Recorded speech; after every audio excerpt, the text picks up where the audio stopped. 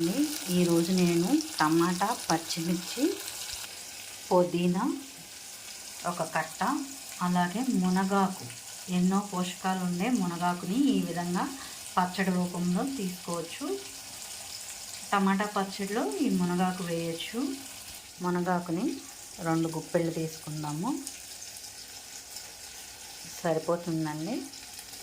ఏదో ఒక విధంగా మునగాకుని డైలీ యూజ్ చేసుకోవచ్చు, వాడుకోవచ్చు. ఇలా మునగాకు ఒక 2 గుప్పెళ్ళు తీసుకుందాం.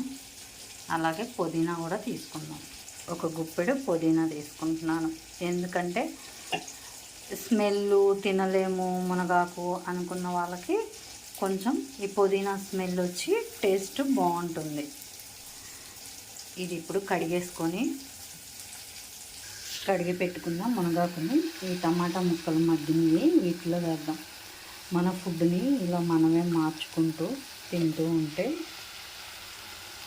టేస్ట్గానే ఉంటుంది, అలాగే మంచి పోషకాలు కూడా బాడీకి అందుతాయి. మీరు కూడా ఒకసారి ఇలా ట్రై చేయండి ఈ పచ్చడిని. ఇందులో కొంచెం నువ్వులు, అలాగే చున్నులపై జీలకర్ర వేసేసి నూరేసుకుందాం. మగ్గిన తరువాత మగ్గ పెడదాం. ముందుగా పుదీనా అండ్ మునగాకు, టమాటోలు అన్నీ మగ్గిపోయినాయి. ఇందులో కొంచెం చింతపండు, కొన్ని చున్నులపాయలు, అలాగే కొంచెం జీలకర్ర, 1 స్పూన్ జీలకర్ర వేద్దాము.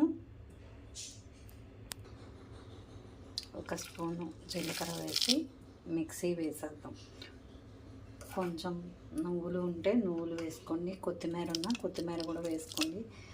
నా దగ్గర కొత్తిమీర లేదు, వేయట్లేదు. ఇది రోట్లో నూరేసుకుందాం. మునగాకు, టమాటో, పుదీనా పచ్చడి రెడీ అయిపోయింది. మీరు కూడా ఇలా ఒకసారి ట్రై చేయండి ఈ రెసిపీ. మీకు కనుక నచ్చినట్లయితే లైక్ చేయండి, షేర్ చేయండి, సబ్స్క్రైబ్ చేయండి. అలాగే రెసిపీని ట్రై చేయండి. మునగాకుని వాడుతూ ఉండండి ప్రతి దానిలో. Okay, thank you.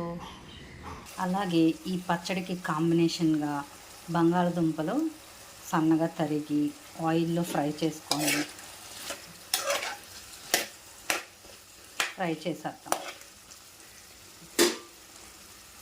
అండి. నేను పూర్తిగా డీప్ ఫ్రై చేయట్లేదు.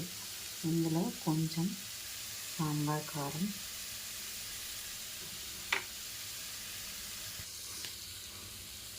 కొంచెం పల్లి పొడి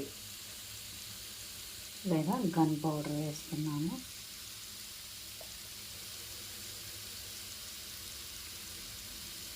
కలిపేసుకుందాం. ఆలు ఫ్రై రెడీ అయిపోయింది. Thank you.